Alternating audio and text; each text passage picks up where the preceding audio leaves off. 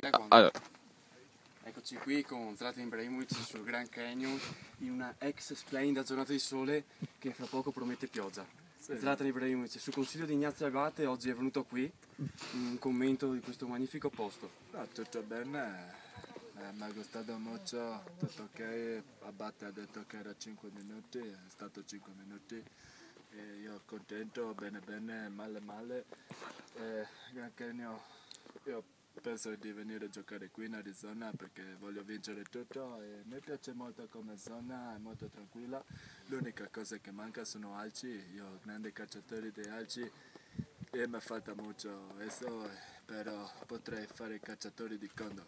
Mi piace molto il condor, infatti io adesso esulterò come condor così quando segno Paris Saint-Germain e allora tutto bene, bene, male male, poi vediamo.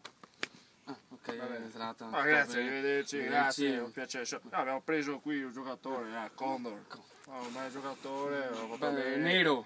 Sì, un nero, africano, passato prima, benissimo, cioè, penso che il Grand Canyon è uno spettacolo come Real Madrid, è uno spettacolo come la Inter che ganò la Champions, tutto bene anche per me e chissà, vediamo, sono stramaccioni, sono venuto in Grand Canyon, sono venuto qua, sono venuto circa da Surca, da Avrigna e che ho trovato a Ranger che si chiamava Glasgow e io mi sono fermato a Ranger, non mi sono neanche guardato il Grand Canyon, ci ho mandato Cambiasso, Lucio, Sam, sono andati in Grand Canyon e sono andati a giocare a carte e dopo si sono buttati sotto perché erano troppo vecchi. Mister Ancelotti, non ho sentito Ibrahimovic appassionato di questo Grand Canyon, sembra che si trasferisca qui.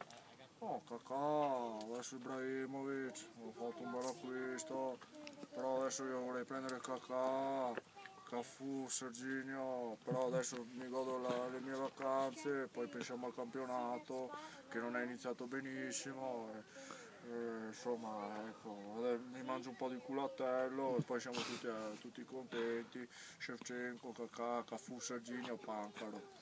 Mister Conte, la Juventus ha vinto la Supercoppa, oggi qui in questa mini vacanza per il campionato. E sti Bargigia, ti ho detto che non devi impennare sul Grand Canyon, e sti Bargigia torna dietro, Sei sti Bargigia che va su e giù per il Grand Canyon, c'è Vidal che ha fatto tutto il giro, vedi, è andato lì per il Colorado, poi è tornato indietro. Mister, ma cosa fanno lì Giovinco e Giaccherini? Giovinco e Giaccherini non si giocano con i sassi, non si tirano i sassi, poi fai festa continua. Giovinco e Giaccherini giocano con i sassi, io non capisco.